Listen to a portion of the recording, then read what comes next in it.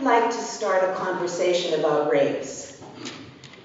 That's an awkward conversation. It's an uncomfortable conversation. But I think it's one that we need to have. I'm going to start by telling a story. I grew up in British Columbia, and when I was a child, I went to summer camp, and we would canoe on the lake, 3 girls to each canoe. And we would call over to the girls in the next canoe like this. Hi, lo, inimin kakam cha-cha, iwa-wa. And they would call back to us. Hek dominica anika zanika boom tiala yoo-hoo. We were told that these were Indian chants. Clearly they were just made up. There was some kind of ersatz romantic idea of the noble savage. And I half expected to see a handsome young brave in a loincloth running through the woods. Meanwhile, I went to a junior high school in Vancouver where there were children from the Musqueam Reserve, which is a big reserve in the south of Vancouver. Those children weren't even on the popularity scale. They were absolutely invisible. And I never put the two things together in my mind. So the reason I'm telling you this story is twofold.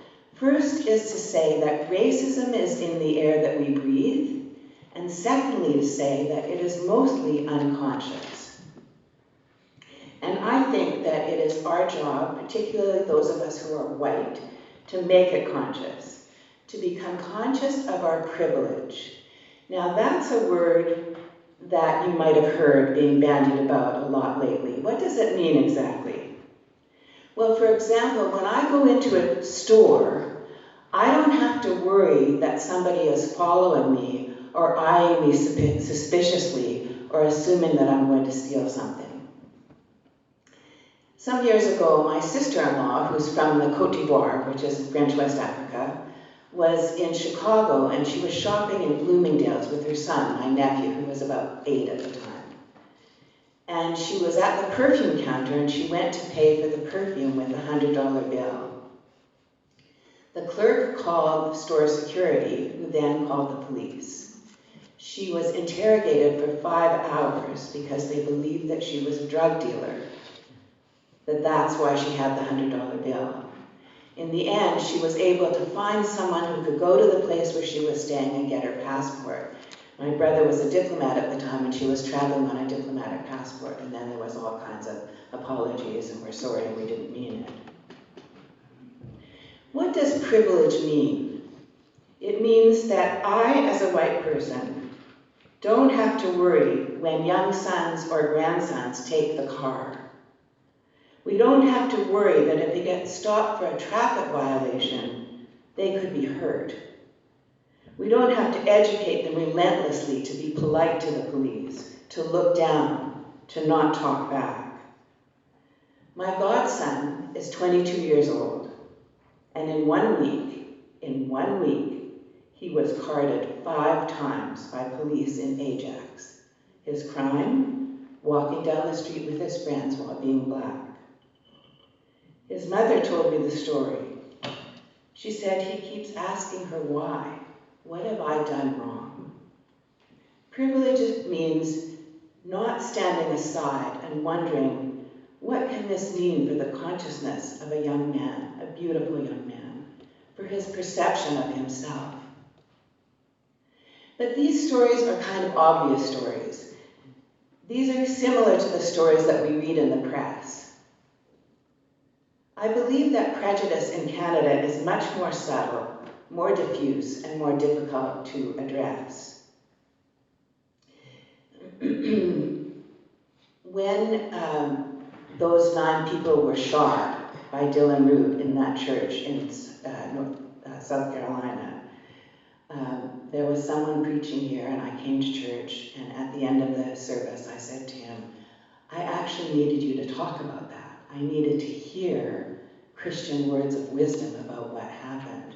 And he said, we don't have that problem. It only goes on south of the border. We are welded in this country to the idea that we are good people. Our sense of our own goodness is in our DNA.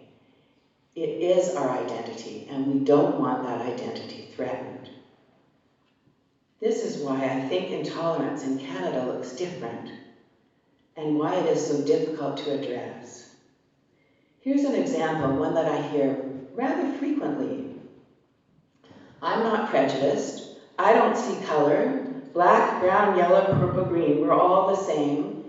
I just see the person. We're all the human race.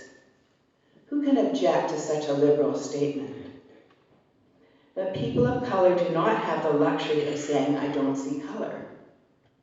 Because to be a racialized person in this culture is to always wonder, what did that comment mean? Was it racist? Am I being too sensitive?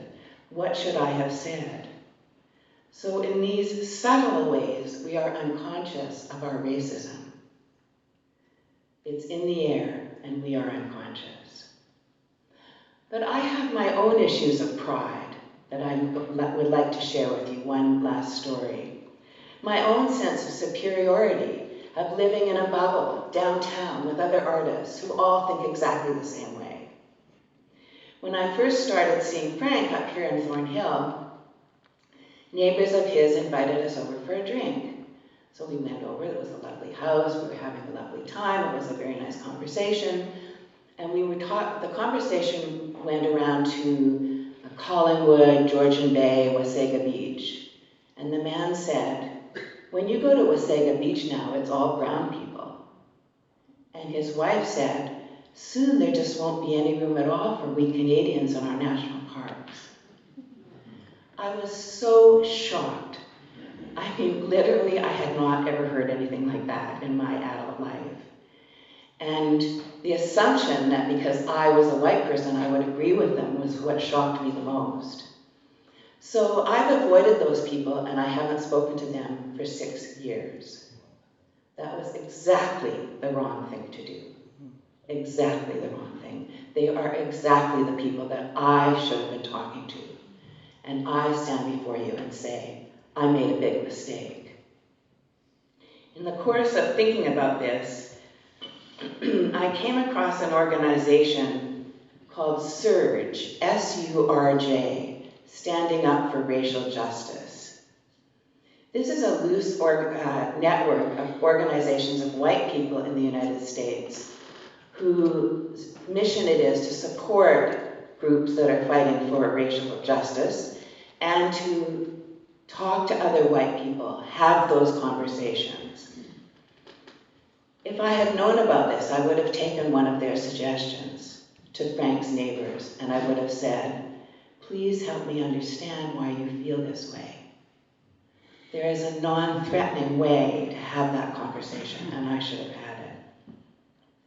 So I ask all of us, when we're confronted with subtle or overt racist remarks, to ask that person, please help me understand why you feel that way. We need to try and become conscious of the ways we absorb the prejudice that is in the air we breathe, and to come to terms with our own racism, and to keep having the conversation, no matter how difficult and awkward it might be. Thank you. Thank you.